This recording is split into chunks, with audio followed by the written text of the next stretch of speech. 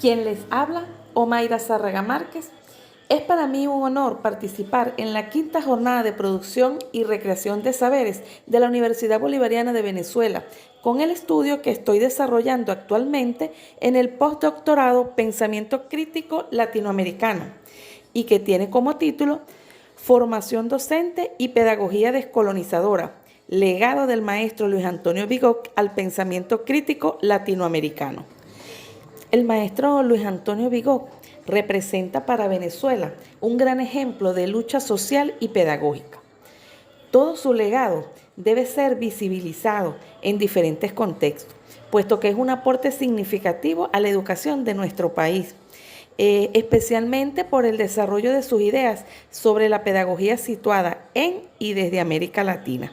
Desde la época de sus luchas sociales y universitarias, el maestro Bigot se destacó por generar un pensamiento diferente, un pensamiento de resistencia al modelo hegemónico mundial que culturalmente se nos había impuesto como único y válido. La presente gráfica sintetiza los aspectos que considero de mayor relevancia en la vida y obra de Luis Antonio Bigot. Pudiéramos verlo como una forma de representar en dos componentes su vida y su obra.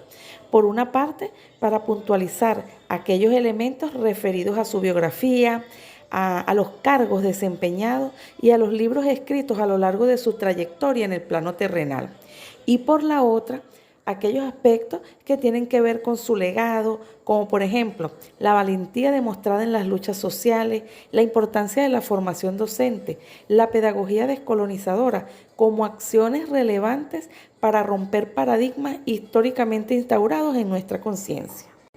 Es interesante conocer la biografía de Luis Antonio Bigot, quien nació en La Goleta, La Mano de Dios, en un caño del Gran Río Orinoco, el día 7 de noviembre de 1938. Se puede decir que nació trashumante y así fue su vida. Se radicó en Caracas en 1950 y desde allí fraguó su espíritu de lucha contra la dictadura de Marcos Pérez Jiménez. Militó desde la juventud en el Partido Acción Democrática y aprendió la disciplina en su tránsito por el Partido Comunista de Venezuela. Estudió en la Escuela Rural El Mácaro, en el Instituto Pedagógico de Caracas y luego en la Universidad Central de Venezuela. El 26 de febrero del año 2016, el profesor Luis Antonio Bigot cambió de paisaje. Su partida física deja un gran legado en el pueblo venezolano, no solo como profesor universitario, también como escritor de numerosas obras, como intelectual y educador, pero sobre todo como revolucionario de pensamiento y corazón. Luis Bigot, como intelectual, nos dejó varias obras, entre las que se destacan El educador neocolonizado, Historia del territorio federal Amazonas, Elementos conceptuales de estadística metodológica, Las paredes están vivas, Hacia una pedagogía de la neocolonización, Ciencia, educación y positivismo en el siglo XIX venezolano, que es un educador intelectual. Durante su trayectoria de vida, ocupó diversos cargos. Por una parte, fue designado vicerrector académico de la Universidad Bolivariana de Venezuela. Desde la Universidad Politécnica Territorial Argelia Laya trabajó en el proyecto Barlovento como zona estratégica productiva. En 1987, en su condición de director académico de la Facultad de Humanidades y Educación, creó el Centro de Estudios Afroamericanos Miguel Acosta Sainz. También se desempeñó como director de la primera escuela de educación de la Universidad de los Andes y luego fue miembro de la Comisión de Derechos Humanos del Parlamento Andino.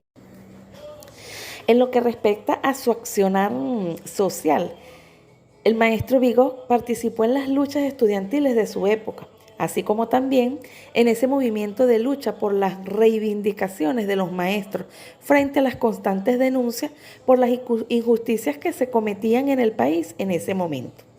Estuvo vinculado en los procesos de liberación en Latinoamérica y las luchas comunitarias para la emancipación del pueblo. Participó además en los movimientos insurreccionales de los años 60. La formación docente fue parte importante también de la obra y el legado de Luis Bigot, quien afirmaba que el autoanálisis y la reflexión sobre su propia práctica es la manera de hacer investigación sin caer en esos dogmatismos y academicismos. Por eso es que la obra de Vigo nos enseña que el docente debe ser un investigador, un agitador, militante, tener alto grado de humildad y un humor extraordinario. Un educador, según el postulado de Luis Vigo, que no asuma los procesos formativos como parte de su vida, será un educador colonizado, es decir, zombificado. Está vivo, pero en el fondo desde su práctica está muerto, porque vive amargado, sin sentido de felicidad. Ese docente que cae en la rutina escolar, en esa rutina tediosa, incomprensible, se dedica solo a vivir en el momento, preocupado por el pago y por la rutina. No logra superar esa centralidad en lo aparente y no profundiza en los elementos que son propios de la práctica educativa liberadora.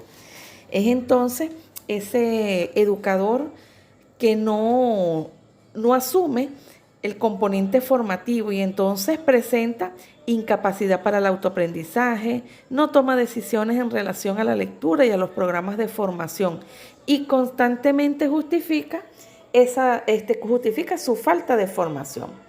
El educador que no se forma no investiga su realidad y por lo tanto no tiene las habilidades para proponer soluciones educativas, mucho menos sociocomunitarias.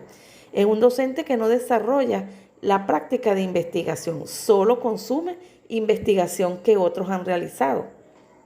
Entonces, ese educador que no se forma tiene un desarraigo cultural y desde su identidad cultural incluso la llega a despreciar porque está vinculado a los esquemas de consumo norteamericanos.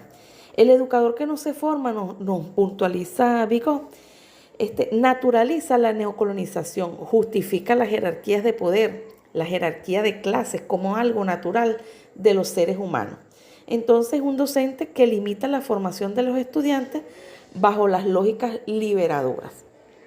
Con respecto a la pedagogía decolonial, desde la perspectiva de Luis Antonio Vigo, lo señala como lo que él denomina la universalización y cosificación de los métodos de enseñanza. Significa que el educador que busca la emancipación debe hacer un análisis de nuestra identidad cultural, política y pedagógica. El docente debe estar en capacidad de realizar un estudio consciente de las condiciones sociohistóricas que rodean la educación.